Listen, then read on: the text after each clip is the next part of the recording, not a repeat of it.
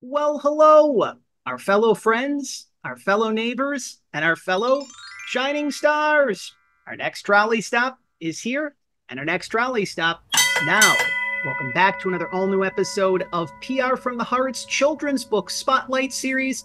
We have reached episode number 222. I love that number sequence. That is the 222nd trolley stop here at the Children's Book Spotlight Series as part of our 6-year anniversary celebration. We hope that all of you, wherever you are, wherever you may be, that you are enjoying the remaining days of your summer. If you are sticking to the calendar, you would likely say, that is right, John, we are not in the autumn season as of yet, but sooner than we know it, and depending upon when you're watching and enjoying this children's book spotlight series, we are already feeling the fall energy, the autumn winds, so to speak. And that also means if you're a baseball fan, pennant season. But of course, joining me as always for each and every trolley stop here at the Children's Book Spotlight Series, he reminds me that he is not only my faithful co-host here at the Children's Book Spotlight Series, but my faithful furry friend and forever companion in life, little Forrest. He is proudly celebrating his 2nd birthday this week. So thank you to all of you across the country and around the world for sending your heartfelt wishes and birthday sentiments to little Forrest as he enters the 2nd year of his life walking this earthly plane. I'm really excited about this particular episode on the Children's Book Spotlight Series because, as many of you know, one of our favorite neighbors, and we mention his name several times per episode, is the late Fred Rogers, of course, the host of the long-running popular children's television program, Mr. Rogers' Neighborhood. And it's interesting because whenever our travels find us in the Steel City in Pittsburgh, Pennsylvania, several times per year, we feel his presence, we feel his spirit. And it's interesting because Pittsburgh is known for a few other fellow neighbors as well, too. Pittsburgh loves its sports. They love their sports heroes. And if you're a Pirates fan, you remember the early 1970s. You remember the golden years of the Pittsburgh Pirates. And you remember the late Roberto Clemente. And not only was he a warrior on the field who persevered and endured so many challenges and difficulties during his life, both on the field and off the field, but he was a beloved humanitarian. And one of the big things that we love about doing the Children's Book Spotlight Series, each trolley stop, is to take the time to share the inspiring stories of not only the children's authors who join us on the program, but some of the most beloved figures in history. And Roberto Clemente is indeed one of those shining stars.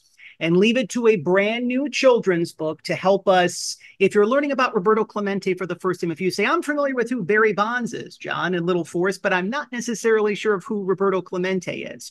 Or if you're a Pittsburgh Pirates fan, of course, your strikeout king, you might be a little bit familiar with Paul, but you might not necessarily be familiar with Roberto Clemente if you are a newer baseball fan. So we're going to take care of all of that and then some this week on episode number 222 of the Children's Book Spotlight Series. We encourage all of you, our listeners and viewers, our friends and neighbors, and of course, our fellow shining stars, to head on over to Amazon.com if that is your preferred online vehicle of your choosing. You can purchase and enjoy your copy of Call Me Roberto. Roberto Clemente Goes to Bat for Latinos.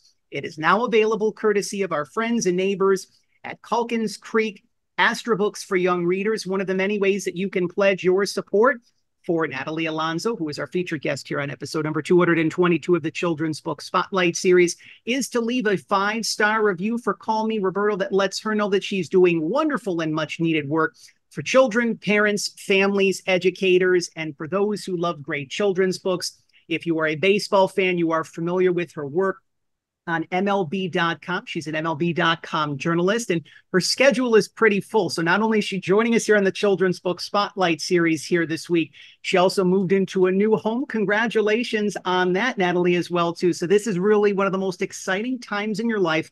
Thank you for joining us here on the Children's Book Spotlight Series and spending some quality time with little Forrest and I here today. How are things with you? Things are a little hectic. I mean, publishing a book and buying a house at the same time wasn't the way I would hoped it would turn out, but that's just how life happened to work out, and just one day at a time. And yeah, I'm glad to get some space from all of that right now and just sit here with you and talk about Roberto Clemente and talk about children's books. So thank you for having me. It is our pleasure. For those of you who are spending some time with us here and are new to our neighborhood, one of the many ways that you can pledge your support for us here at PR from the Heart and for us here at the Children's Book Spotlight Series and also for Nathalie, we encourage you, if you are learning about Roberto Clemente for the first time, or if you are a longtime baseball fan and you feel that his story needs to be shared. His story has been shared for years, for decades, and we hope to have that be the case for many generations to come. We encourage you to subscribe to PR from the Heart's official YouTube channel. Share this very special trolley stop that you are now enjoying. That is episode number 222 of the Children's Book Spotlight Series. And proudly join the PR from the Heart family, our loyal YouTube subscribers, as we are counting down to 20,000 subscribers via our official YouTube channel.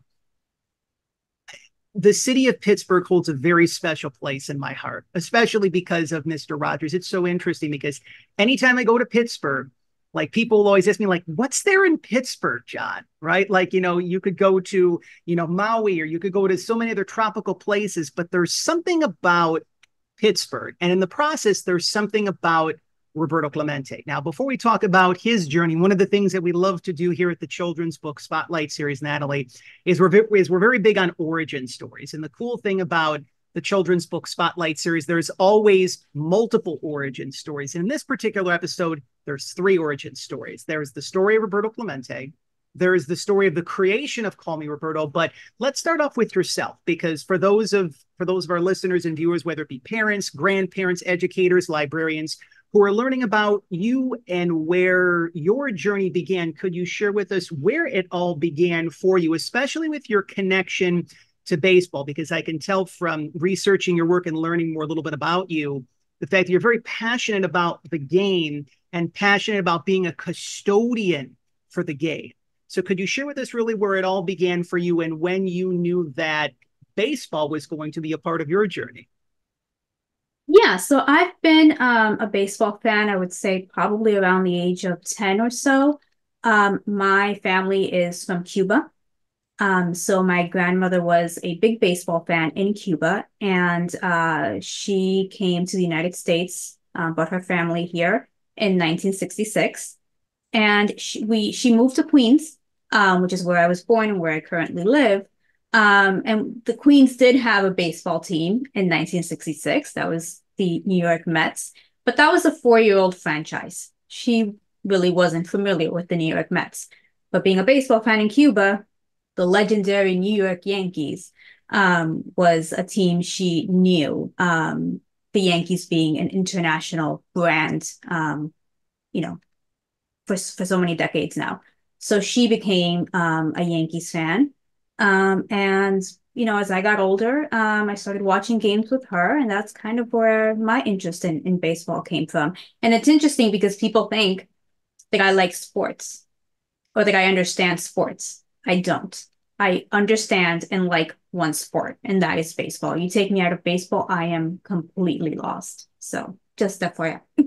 Well, it's also long since been said, and thank you for sharing all of that. It's long since been said that when you take the time to perfect your craft, I believe it's 10,000 hours, if I'm not mistaken. When you log in 10,000 hours of doing whatever it is that you do, and having the opportunity to do interviews for 20 years, ranging from the biggest names in the world of professional wrestling and sports and entertainment to some of the most beloved voices in the world of inspiration and motivation, now to the world of children's books over the course of the past 6 years in the Children's Book Spotlight Series. I probably clocked in 10,000 hours, and it sounds like with your work through Major League Baseball, you've clocked in a lot of work as well too through life. And we'll talk about the challenges that Roberto experienced as well too. But through life, we always move through challenges, difficulties, obstacles, problems, stressors, troubles, worries. It could be very easy. Someone sees your name on MLB.com, and if they say, wow, like Natalie's got it made in the shade. She's covering, one of the greatest games known to man and womankind, and everything's all hunky dory and roses. But as you had mentioned to me leading into our children's book spotlight series episode, you said, John, I'm in the midst of, just moved into my home, and it's the pennant season. So even just that alone is probably a little bit of a challenge and a difficulty. But it's it's what I refer to as like a first world problem, so to speak, where we have the opportunity to be able to move through those things with ease and with grace. I'm always curious to learn about, when I connect with someone for the first time, their own challenges and difficulties, whether it be personally, professionally. What are some of the things of note, challenge and difficulty wise, that you experienced throughout the course of your journey into becoming a very well-respected journalist? And what were some of the things that have helped you to get through to the other side of those challenges and difficulties? Yeah, and I think this will speak to when we get to talking a little bit about the book and the approach I took to the book, is that I have always been a woman of color in white spaces. And that, it's interesting because I think growing up, I really didn't think that, I think we thought we lived in some kind of post-race world where you can do anything and those things don't shape our experience anymore. That's part of the past. I feel like that's kind of, at least through my education, that was kind of the implicit message. And so then you grow up, you go out into the world, and you realize things are different for you. And so, and that has a lot to do with why I wrote this book and the approach that I took to it. But I would say, yeah, I mean, sports is a white male dominated field, and that's who it's built for. And so I do a lot of my work at MLB.com in Spanish. I write in English too, but most of my work is in Spanish. I translate a lot. When I am at the ballpark, I'm asking questions in Spanish. And that could be intimidating, to assert your identity like that in a space where I kind of stand out, as being just very, very different. So when I was younger, that made me very uncomfortable. And so I had to kind of learn to just embrace and be who I am and not try to suppress it, if that makes sense. And so I would say that that's kind of the biggest journey for me. And this book has a lot to do with it. And that definitely serves as a perfect segue, because in many respects, Roberto Clemente moved through a lot, not only during his time as a Major League Baseball player, but even from at a very early age. It's a little bit different, even though things thankfully are better now than what they were in the 50s, 60s, and 70s. We still have a long way to go. This is a perfect segue talking about the origin story of Roberto Clemente. Now, again, when people hear his name, they think of, that's the great Pittsburgh Pirate. But again, he obviously had a journey to becoming a Pittsburgh Pirate. And that's obviously kind of where we learn more about his own journey. And we'll talk a little bit more about the book momentarily. But could you share with us the process of now the origin story of the story? Like, you could have written about any baseball player. You could have written about any sort of figure that struck your fancy. What was it about Roberto Clemente and his story where you said, I want to take the time to bring this into reality for the next generation of baseball fans, and as those who really love to learn about inspiring stories and beloved figures, to share that story and bring it to life for the next generation?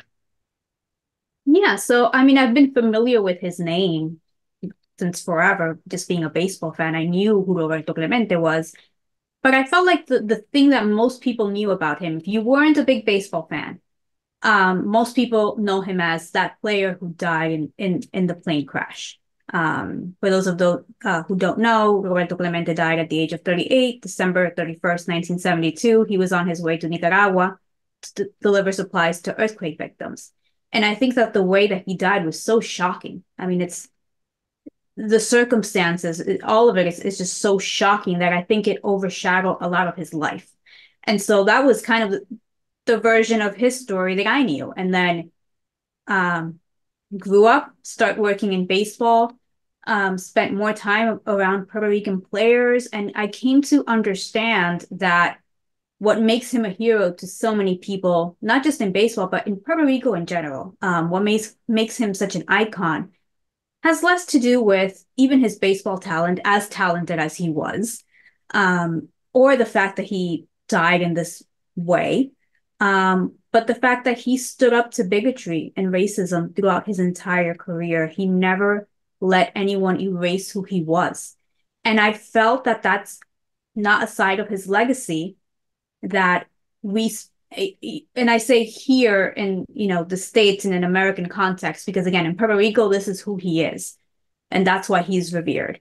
And I wanted to bring that into a children's book.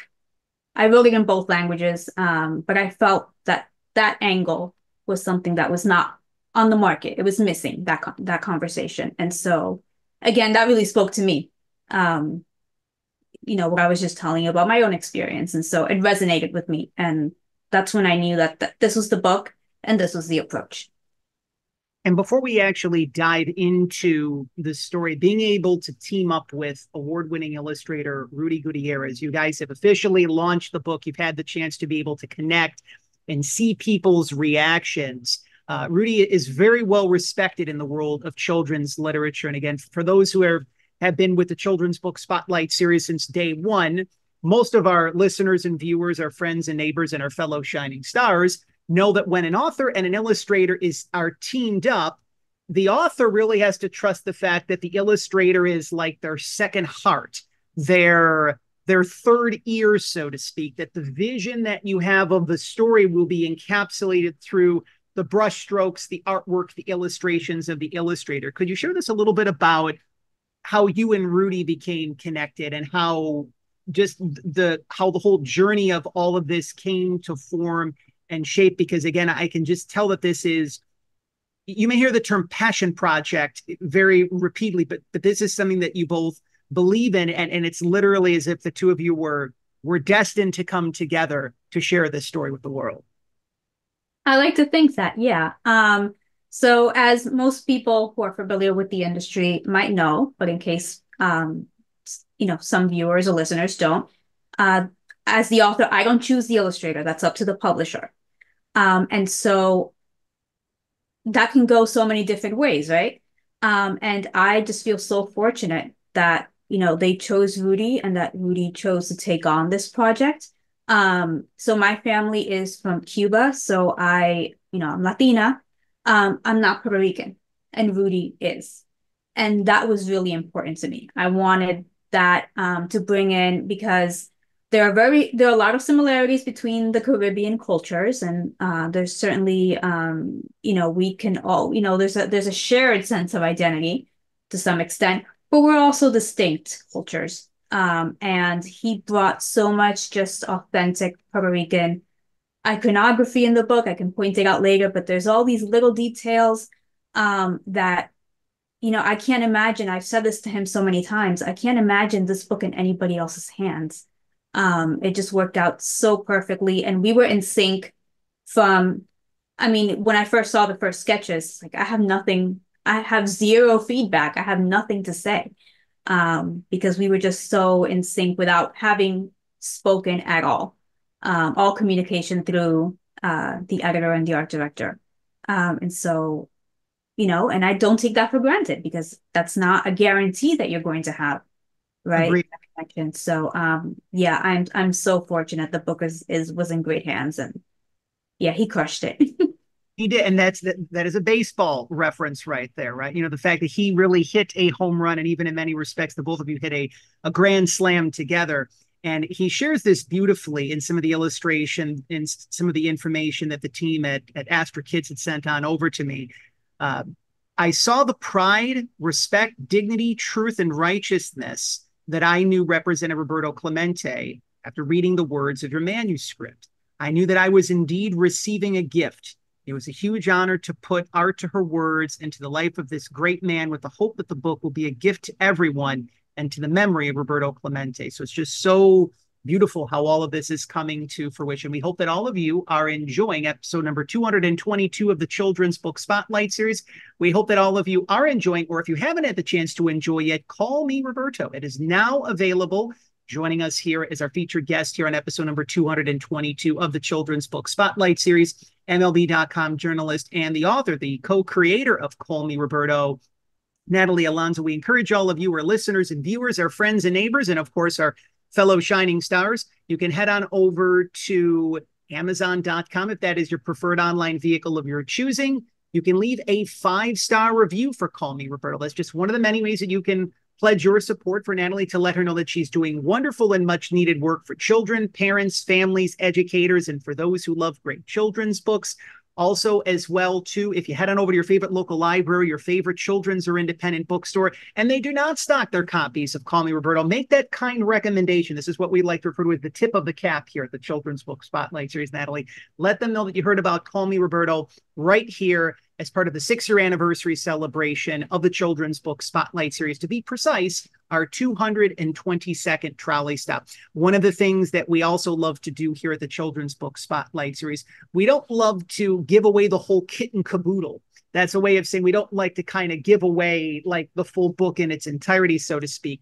Unfortunately, we know how Roberto did that his life came to an end. But one of the things that I really love about the story is that it celebrates his life, but it also, like, you don't sugarcoat what he moved through, knowing the fact that he went through bigotry and he went through racism. And that's just like, when you hear those words, like, just imagine those amplified during the time in which he moved through those things.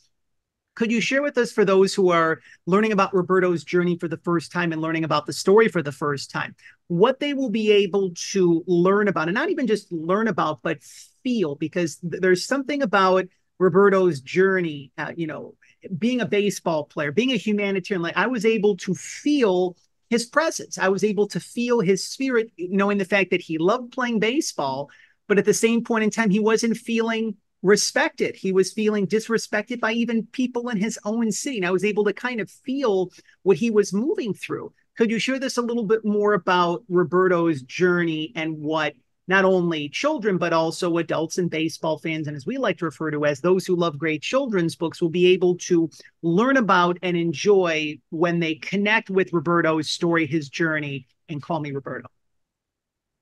Yeah, I mean, he managed to, even as he was dealing with all of this, right? Some of the examples in the book, as an Afro-Puerto Rican man, he was subject to Jim Crow laws when those were in place.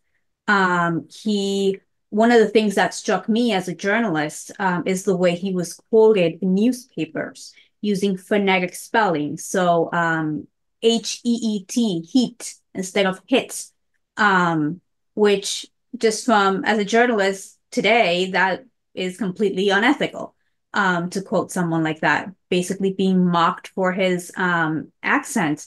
And the title, right, Call Me Roberto, that speaks to that too. I mean, his name was anglicized to Bob and Bobby, which today, I just can't imagine that happening in baseball. But at the time, if you look at baseball cards of Roberto Clemente, they'll say Bob Clemente. And he didn't like it.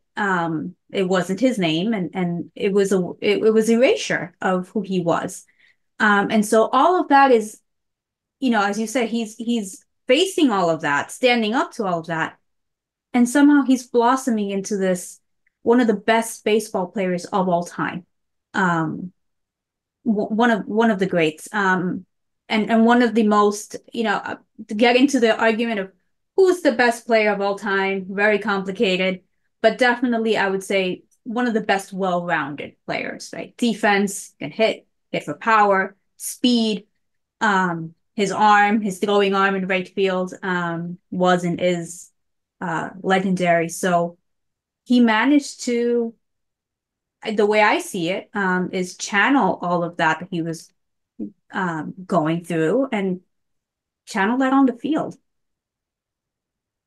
And the fact that, again, I mean, I can only imagine living during the time that he did, coming from where he came from and moving through what he was moving through. Normally, when you're a well-known baseball player, athlete, sports figure, you have pressures just with that alone.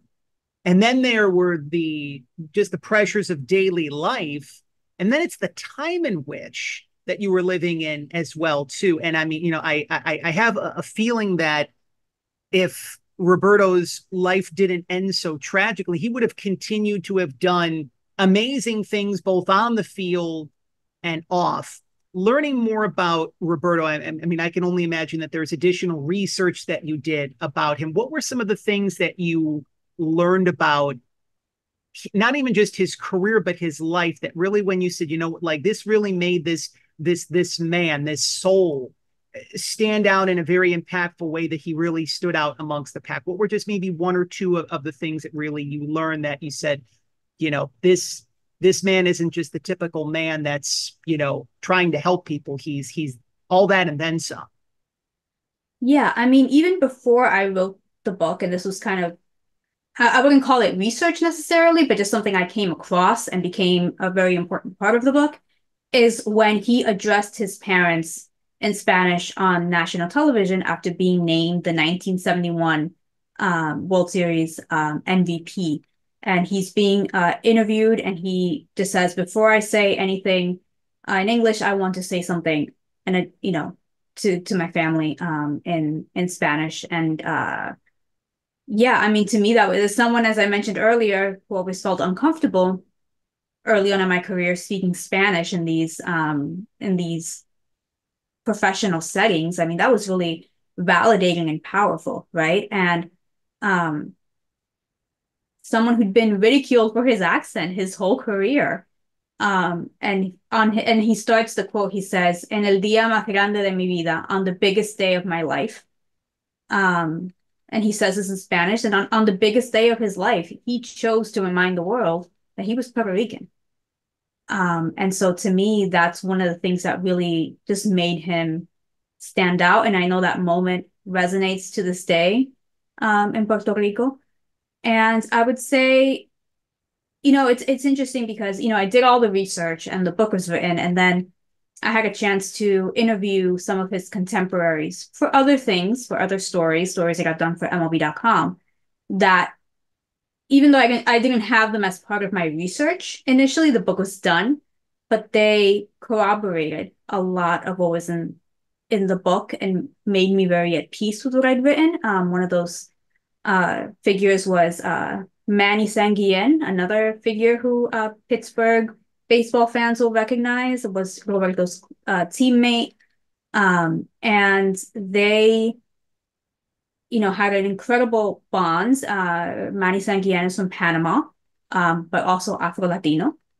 And when Roberto's plane went down, Manny Sanguillen was in Puerto Rico, and he spent days at the beach diving, just trying to find his friend.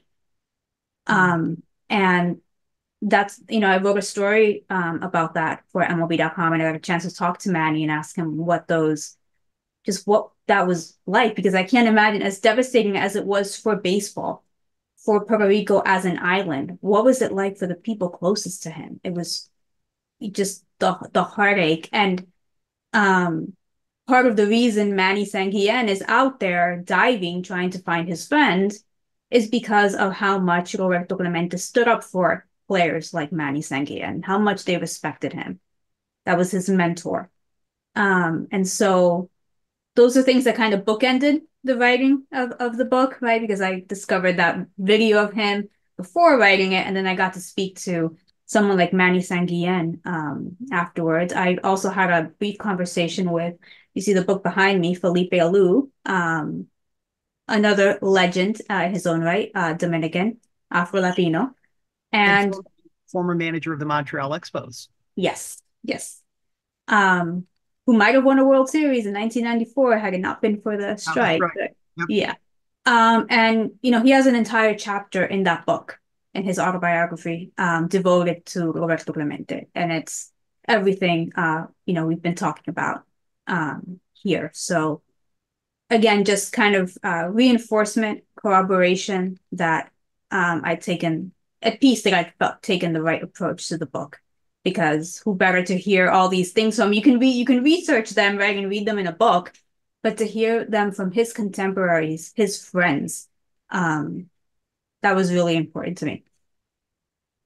I appreciate you sharing all of that as well, too, because here we are now, 51 years after his passing, and his memory and his legacy live on. And I think that one of the things that many of us may fear when our time comes to pass is that no one will remember us. And what will our memory, what will our legacy be? And it's up to us to be able to keep not only Roberto's memory and legacy alive, but people who are doing wonderful and amazing things, such as Roberto. It's so important to be able to keep those people's memories and legacies alive. And one of the things that I knew that, growing up, being born on August 18th, I knew that I shared the same birthday as Robert Redford, the legendary actor.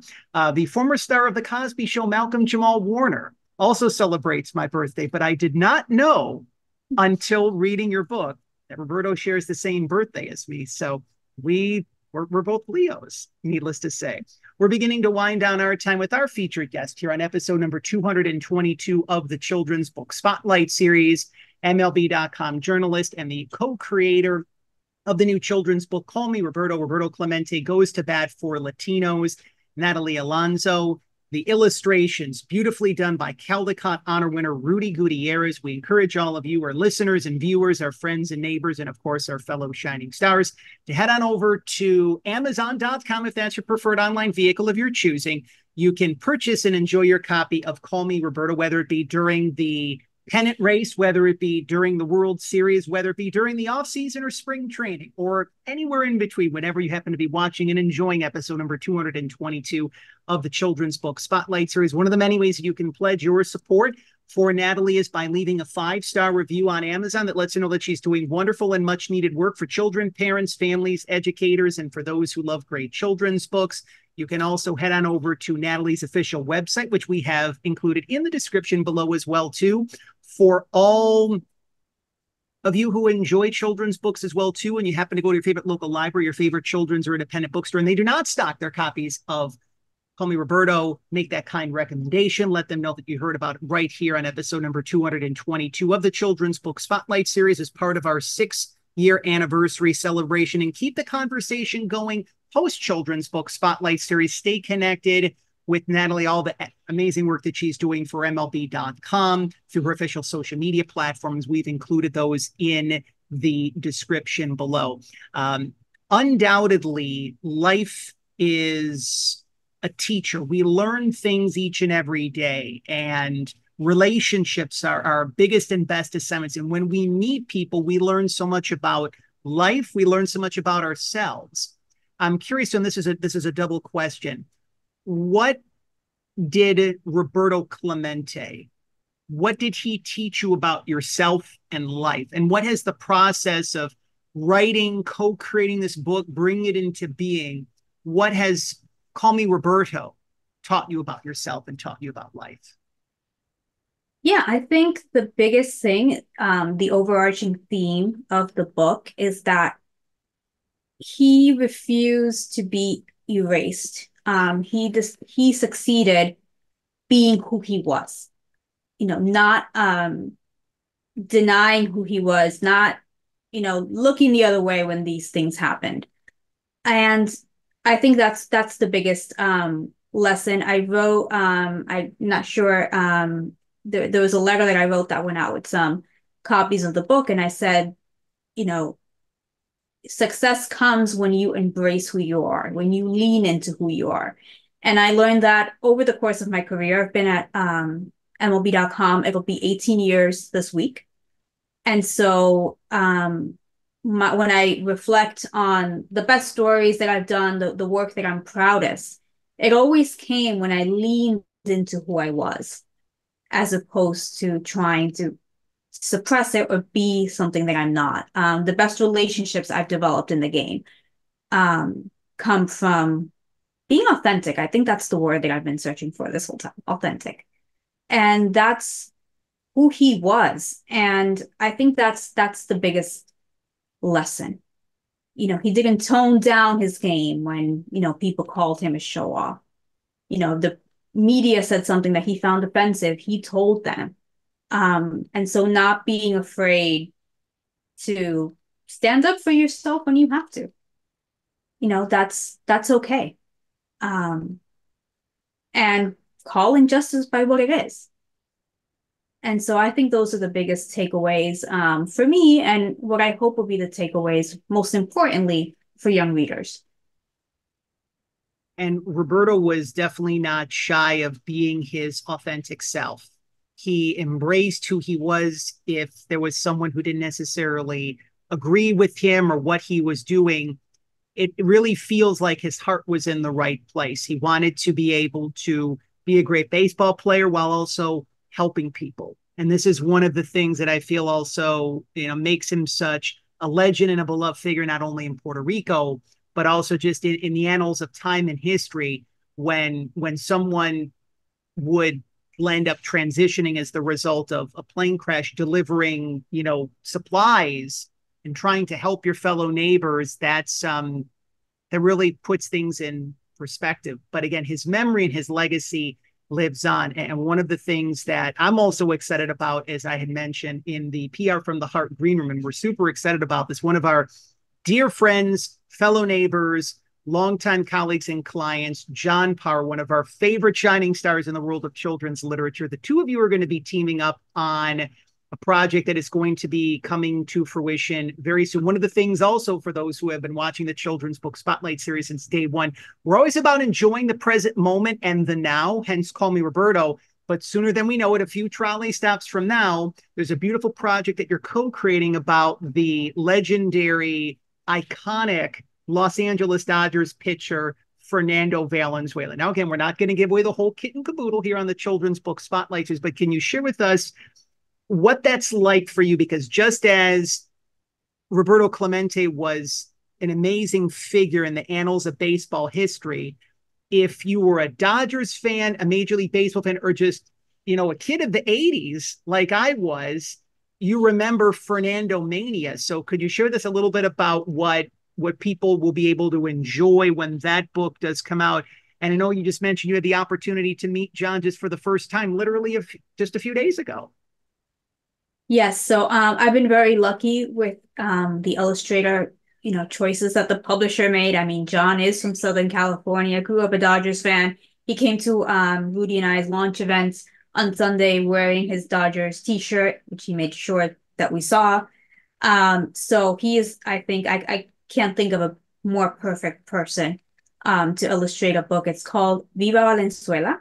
And as you mentioned, 1981 Fernando Mania, 20-year-old left-hander from Mexico. And he, his rookie year, he wins his first 8 starts, just completely dominant. And for the community in Southern California, right, that's a big Latino community, most importantly, a big Mexican and Mexican American community. He really helped that community feel that baseball had something was for them too. This community that hadn't always felt welcome in baseball. And so that is a story to me about the power of representation. That's what the story of Fernando Mania is, beyond just the electrifying performance on the field, and all the awards he won that year. I mean, it was just an incredible season. But beyond that, there's the context, the storyline of what he did for that community, and for LA. And yeah, I'm so excited for Viva Valenzuela. And before that comes out, you're actually working on a very special project as well, too, for those who have been to a baseball game. And it's interesting because growing up in Buffalo before I moved out to San Diego, our minor league baseball team, the Buffalo Bisons, which is the AAA affiliate of the Toronto Blue Jays. I remember growing up as a kid and going to the ballpark, and I would always see her take me out to the ball game. And of course, it's an iconic anthem, but you're reimagining it for kids. And this is going to be coming out, I believe, in a year or less than 1 year. So again, you've got a few things that you're working on. Could you also give us a little bit of a sneak peek about that as well, too? And just that's, again, like, it's an iconic anthem. And like, you're given the opportunity to say, here, have at it. What's that been like for you as you're in the process of finishing the final stages of that. Yeah, that's been really fun. So a little different process. So Call Me Roberto and Viva Valenzuela, I wrote and sold. With Take Me Out to the Ball Game, Barefoot Books, who is the publisher of my debut picture book, which is called Clothes for Dinner, which is a fiction book. They wanted to create a updated, reimagined version of Take Me Out to the Ball Game, and I had worked with them already, so they knew me and they knew my baseball background, and so they said, "Would you want to do this?" And I said when I started writing children's books, I said, I don't do rhyme. I will not rhyme ever. Well, guess what? I had to rhyme because it's a song. So rhyme I did.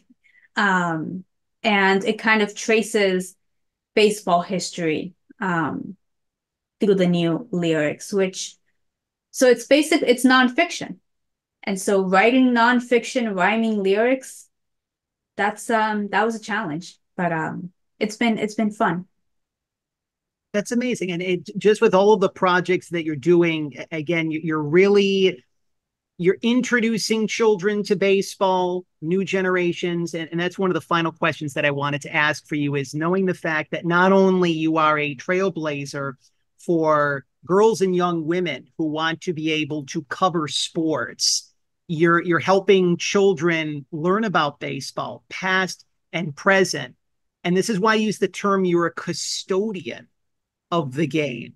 And that's something I'm sure that's not lost on you. What does that mean to you, both personally and professionally, knowing that this game that has been around for a long period of time, 100 plus years, what does that mean to you? Yeah, I think just offering a different perspective and the idea, there are so many ways, there's so many angles from which to look at baseball and baseball history. And I just happen to think that baseball, these aren't necessarily history books, but I think baseball is such a great way to make history accessible to kids, such a great entry point. Because you can learn about, for example, Call Me Roberto, in the early days of Roberto's career, this is all taking he's comes to the United States, makes his debut, with the backdrop is the civil rights movement, right? And that's not separate from he's watching all of this. And so that, just one example or to talk about just the history of Latinos and Mexican Americans in LA, the story of Fernando Valenzuela is an accessible way to get into that conversation. And so that's and I like to look at maybe moments in baseball history that we maybe underappreciate. And so I try to take every opportunity to do that in my work. The context is there so that this is not just a book that you close and you're done with it, but there is an entry point into talking about broader themes, history, in a way that just makes it accessible and kids don't necessarily feel that they're getting a history lesson, but they are.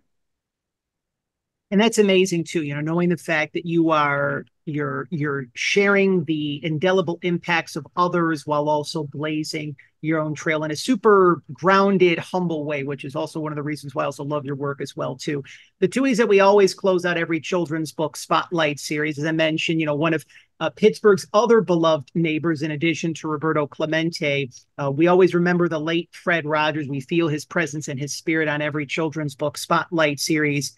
And he did this in many ways, shapes and forms, Nathalie, whether it be through episodes of The Neighborhood when he traveled across the country, college commencement speeches, talks ranging from the American Library Association, just visiting sick kids. He always kept the time. And interestingly enough, he did this most notably when he received his Lifetime Achievement Award at the Daytime Emmy shortly before he passed from stomach cancer. And he always, again, whether it be 15 seconds, 30 seconds, or a full minute, he always kept the time. He encouraged us to remember those who helped love us into being. And that was his way of saying, remember those people along your path who reminded us that we were capable of hitting home runs, using a baseball analogy, so to speak. Who are some of the people that you would like to publicly recognize here on episode number 222 of the Children's Book Spotlight series that have helped love you, Nathalie Alonso, into being? Yeah, Call Me Roberto is dedicated to my mom, who took me to the library, once a week, every week, when I was a kid, and um, helped make me a reader. And that's not something I take for granted. And she read to me too. So books were very much a part of my life, probably before I could speak. And just so many people, my agent, Heather Cashman at Storm Literary Agency, this was the book that she, signed me on, was Call Me Roberto, had a different title back then. But obviously she saw my work and she thought it deserved to be out there.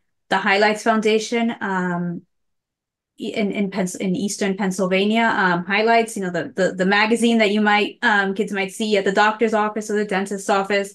The Highlights Foundation offers workshops for writers, and that's really where I started my journey and learning the craft, being a journalist and being a children's author. It's writing, it's all writing, but very different kinds of writing. And so they gave me, through their diversity fellowship, an opportunity. They connected me with a mentor, M.L. Teggy, another children's author, Cuban American. Highly recommend her work too. And so they gave me so many resources there. George Brown, Allison Green Myers, who's the program director.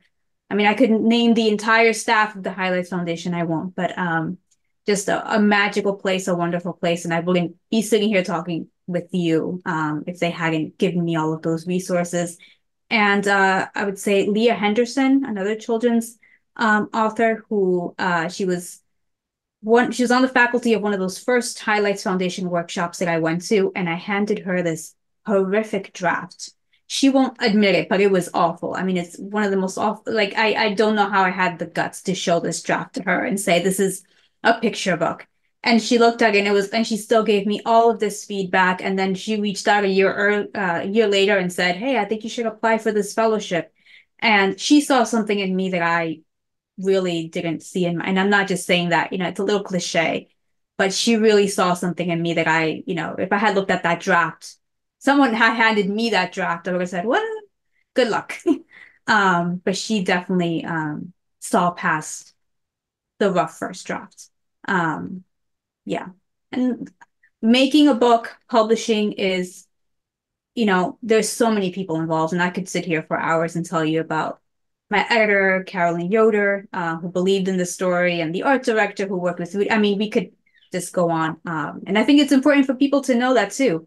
Rudy and I are kind of in the spotlight as the author and illustrator, but there is a huge team. It takes a village. Yeah, it really does to make a book. There's just so many people, vital people involved in the process. So, yeah. And I appreciate you sharing all of those wonderful people and paraphrasing the words of Fred, that whether those individuals are near or far, whether they are still with us walking this earthly plane or they're shining down on us, that they're smiling, knowing the positive difference and the indelible impact that you're making on the lives of many, whether it be children, parents, grandparents, educators, librarians, baseball fans, and as we like to say, those who love great children's books. The final way that we always close out every children's book spotlight series, in addition to being huge fans of Mr. Rogers' Neighborhood, we're huge Disney buffs here at the Children's Book Spotlight series. And the Disney magic always helps us to remember that we are capable of bringing to form and shape our dreams, our desires, our goals, our ambitions. We have the ability to fulfill our own wishes. And we have the opportunity to help to bring to life, to form and shape the dreams, the desires, the goals, the ambitions of those fellow neighbors on our path, whether it be family members, soul family, friends, colleagues, clients, strangers, random passersby, those who we're blessed to be of service to as well. And so we have the ability to fulfill our own wishes. We go back to the year 1992. We remember the late Robin Williams. We remember Disney's beloved animated classic, Aladdin. We remember how he voiced the genie of the lamp. And we have a little segment that we like to call Three Wishes. So from day one at the Children's Book Spotlight Series, we've had this trusted genie lamp here with us in the process. And it's interesting because whenever I guess, joins me here on the Children's Book Spotlight series. They say, wait a minute, I thought I'm being interviewed, and now all of a sudden I'm being given three wishes. Well, yes, Nathalie, you are being given three wishes. You have given freely from your heart for some time to not only baseball fans across the country and around the world, but to children, parents, families, educators, and as we like to say, those who love great children's books. So this is your time to receive. I believe the only automatic disqualifiers, according to the genie of the lamp, one, you can't make someone fall in love with you. That has to happen organically. And two, you can't ask for more wishes. Anything else is fair game. Now, these wishes, they can be for yourself. They can be for the children of the world. Maybe it's the wishes for the fans of the Cleveland Indians who haven't won a World Series in, how long of a period of time, or whatever is the team that has the biggest drought in Major League Baseball history. I know at one point in time it was the Cubs, if I'm not mistaken, but they won a couple of years ago. So what would your three wishes be? Wow. Well, for one, I really do hope that any child out there who dreams of playing baseball has the means and the resource and the support to do it, regardless of where they come from. I love stories of players who come from, where baseball is up and coming, the Bahamas, Colombia. Seeing the game grow brings me a lot of joy. So I would guess maybe that's one, regardless of where you are in the world, where you're born. I hope if your dream is to play baseball, that you have the means and the resources and the path to do it. Do I have to pick two more? That would be two more, I believe. Yes. Let me think. Gosh, that might be and I've answered a lot of questions in the last couple of weeks with this book, but this might be the toughest. I would say for those who are artists, creators, I hope that even if you don't consider yourself a writer or a creator, that you find the courage to create. Because for me, creativity, writing, art, is a very important part, very fulfilling part of my life. And I think that everyone should have the opportunity, whatever that art form takes place, whatever form it takes, for expression. And not just to express yourself, but to have an audience for your expression. That might be the second one. And the third, I'm gonna go with, I have a few other manuscripts in the pipeline, and my wish is that they all sell. And that'll be my selfish one, my selfish third wish. But there's other things that I've written that got out on submission. I really would like to see them on shelves. So. Well, it has also long since been said that when one's wishes come from one's heart, they have a greater likelihood, a greater chance of coming to form and shape and coming true. One of the fastest growing recommendations in the world of children's literature. It's a little bit similar to, again, if you're, we talked about if you're a child of the 80s and remember Fernando Valenzuela. If you grew up in the 80s and the 90s, if you were a fan of movies and you remember the late Siskel and Ebert, when they loved the movie, they gave it 2 thumbs up. Well, one of the fastest growing endorsements in the world of children's literature is when Little Forrest gives 2 paws up for a children's book. At each and every time, there's a reason why he helps me to curate the content here on the Children's Book Spotlight series. Little Forrest is proud to give 2 paws up for Call Me Roberto. So again, if you're saying, is this book worthwhile? Well, when Little Forrest, on the eve of when we're releasing this episode, his birthday actually happens to fall on September 11th. So go figure. But that's his way of placing his sign of approval, his seal of approval on a children's book. So he proudly gives 2 paws up for Call Me Roberto. Again, it is now available. You can head on over to Amazon.com if that's your favorite online vehicle. If you're choosing, you can leave a 5-star review after purchasing, enjoying, and reading Call Me Roberto. Of course, it has to be in that order because then it's a fully authentic review. One of the many ways that you can pledge your support for Nathalie is to let her know that she's doing wonderful and much needed work for children, parents, families, educators, and those who love great children's books, as well as baseball fans alike as well. Again, you can do that by leaving a 5-star review on Amazon. If you head on over to your favorite local library, your favorite children's or independent bookstores, we like to say here on the Children's Book Spotlight series, they are the pillars of our community. If they do not stock their copies of Call Me Roberto, make that kind recommendation. Let them know that you heard about Call Me Roberto right here on the Children's Book Spotlight series as part of our 6-year anniversary celebration, episode number 222 to be precise. And again, keep the conversation going post Children's Book Spotlight series. With Nathalie, we've included her official website and social media platforms below, so you can keep the conversation going after this trolley stop, after the Major League Baseball season, all of that, and then some. Raise your hand if you have had fun on episode number 222 of the Children's Book Spotlight. As we see hands from Nathalie, hands from myself, we see paws up from little fours, we see hands from the little ones on screen, and as we like to say, that means mission accomplished, job well done.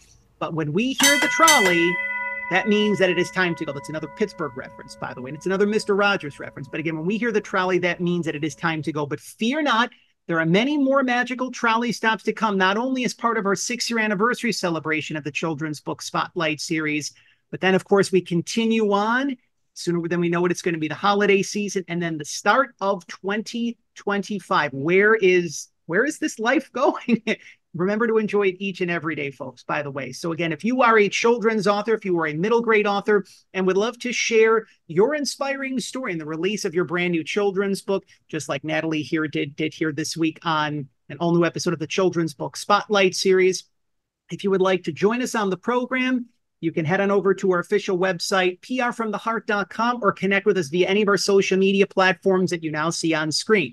Instagram, Facebook, and X, all at PR from the Heart. Of course, another Pittsburgh icon. We are proud to call him a friend, a colleague, and a fellow neighbor. If you remember Mr. Rogers' Neighborhood, then you, of course, remember David Newell. Mr. McFeely, speedy delivery, of course. He was with Fred Rogers each and every trolley stop on Mr. Rogers' Neighborhood. David is proud to be with us and has been for 3 years and counting as my fellow co-host on the Neighborly Reviews Bookcast. That is the sister program of the Children's Book Spotlight series, where, as a little tip of the cap to David's character, Mr. McFeely, we deliver heartfelt reviews from the top new children's books that are available on the market from the world of published children's authors and self-published children's authors. David and I, we have some great trolley stops coming your way as part of the fall season leading into the holiday season and beyond. So if you are a children's author, we'd love for David and I to be able to deliver a heartfelt review of your brand new children's book, to have your new children's book be reviewed, featured, and spotlighted on a forthcoming edition of the Neighborly Reviews Bookcast. You know where to connect with us: Instagram, Facebook, and X. Also by heading on over to our official website, prfromtheheart.com. And just as we mentioned, John Parra, a new neighbor of Nathalie's, a longtime neighbor of ours, we have had the blessing, the good fortune, the honor, and the privilege of being of service to some of the top names in the world of children's literature. John Parra, Catherine Roy, the iconic Sharon Lois and Bram, Skinnamarink-Dinky-Dink, Skinnamarink-Doo, ranging from those children's authors whose journeys are just taking flight. As we have just wrapped up, and technically we're still continuing the 10-year anniversary celebration of PR from the Heart. It's a full year thing.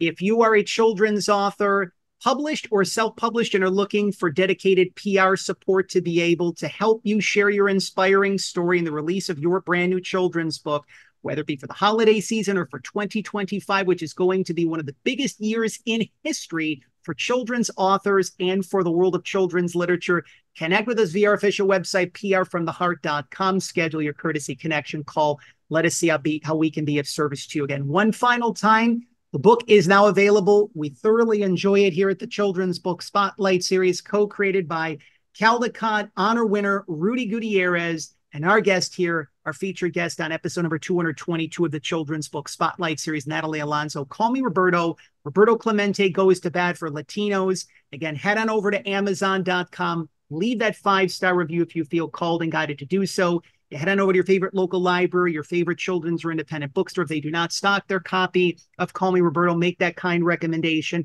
Let them know that you heard about it here on the Children's Book Spotlight series, and continue to support Nathalie's work on social media and also by heading on over to MLB.com. But again, when we hear the trolley, that means that it is time to go.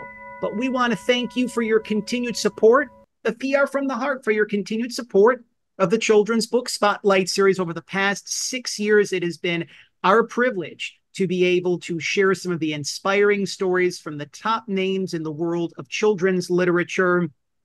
And we're going to be continuing to do this beyond 6 years, of course, and then some.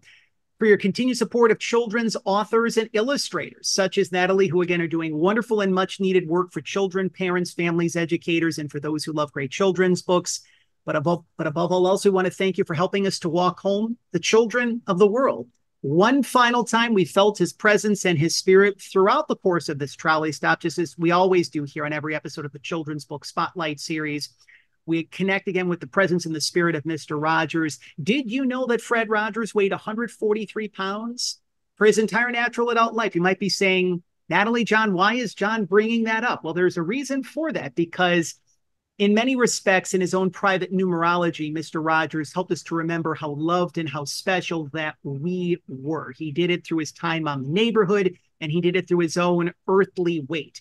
As a little tip of the cap to Mr. Rogers, and as a little tip of the cap to little Forrest and to Nathalie, who were kind enough to spend some quality time with us here this week, we like to share our favorite 3 numbers of 243. That is our reminder to all of you, as there's 2 letters in we, 4 letters in love, 3 letters in you, that we love you, that we see your inherent worth, we see your inherent value, that whether you are a Roberto Clemente in the making, if you love baseball and you're just stepping more into that, or if you're stepping more into your gift of writing, whatever it is that you came here to do, there's so many skills and gifts and talents that you have, but we see your inherent worth and we see your inherent value just being the amazing person that you are. We like you and we love you just the way that you are. So for little Forrest, for Nathalie Alonso, for myself, John Masiulionis, thank you for spending some quality time with us here in our neighborhood for episode number 222 of the Children's Book Spotlight series. As we continue the 6-year anniversary celebration of the program,